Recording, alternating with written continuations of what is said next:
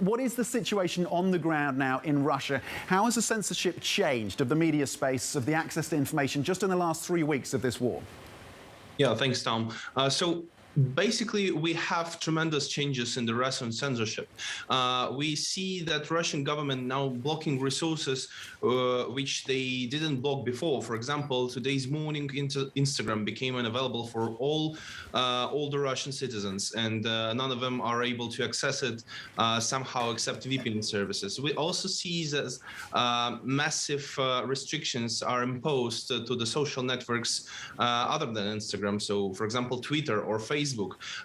Those social networks not only blocked in Russia, but also recognized as a terrorist and extremist communities. And basically, if you are a signed user there and you have an account on Facebook or Instagram, under the Russian law, Russian prosecution may recognize you as a terrorist or extremist, which make it danger for the people to use those social networks in Russia, even through the VPN service.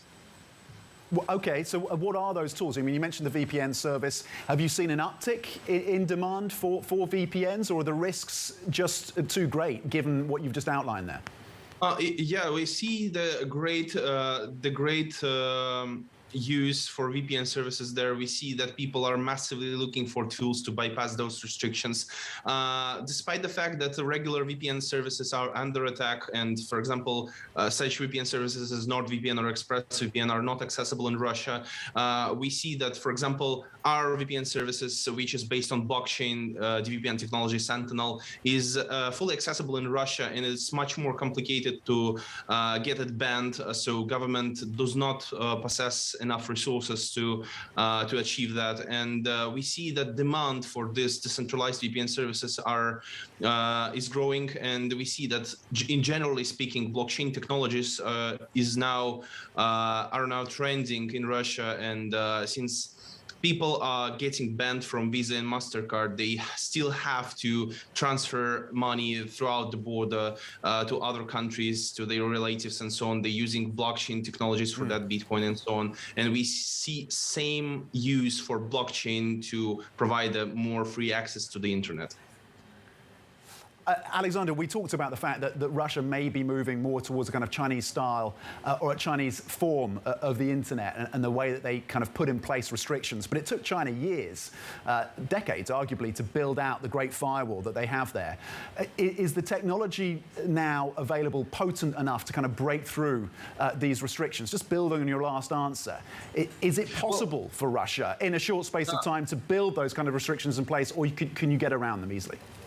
Well, it will be possible, but it will be much worse than in China, because they will have some additional consequences which they haven't predicted and they haven't prepared for it. So, for example, if they banning, let's say, one web service at the moment, trying to make it inaccessible for all of the Russians, they might ban accidentally like 10 another web services which shouldn't be banned, and that's the only thing. Listen, I want to draw on your experience working with the opposition in Russia. I know you're based in Estonia now. You've had to flee, essentially, the country. You've worked with Navalny, of course, the figurehead of the opposition movement, largely in Russia. What is your sense, Alexander, of the scale, the scope of opposition in Russia to this war?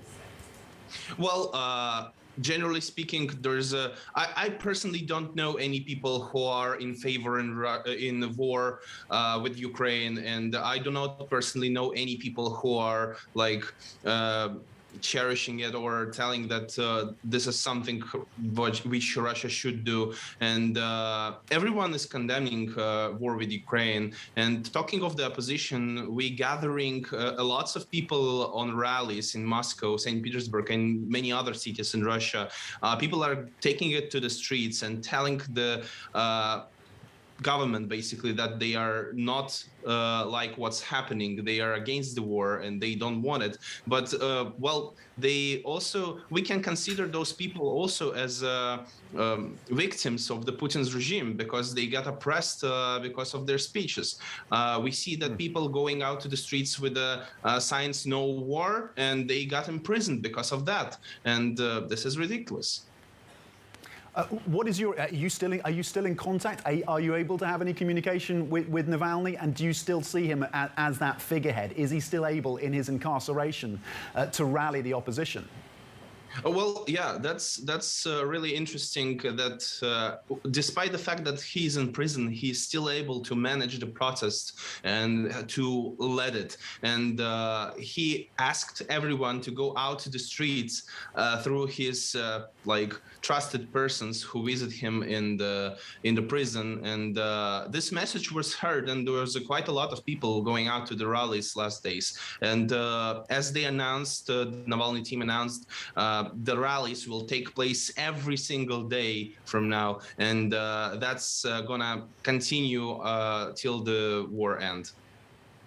I was in Barcelona at the Mobile World Congress a couple of weeks ago, and I was talking to tech executives there. They were saying they haven't seen major cyber attacks by the Russian state on Ukraine or indeed NATO allies during this conflict. And there was a level of surprise that hasn't happened. There was an expectation, given its history, that Russia would launch significant cyber attacks. Do you have an explanation for why that hasn't happened? Are they holding it still as potentially part of their arsenal in this war? Yeah, actually, I have. There was several groups of hackers who used to work for government, and they were cooperating with Russian cybersecurity agencies and so on, and they were conducting some cyber attacks on Western world.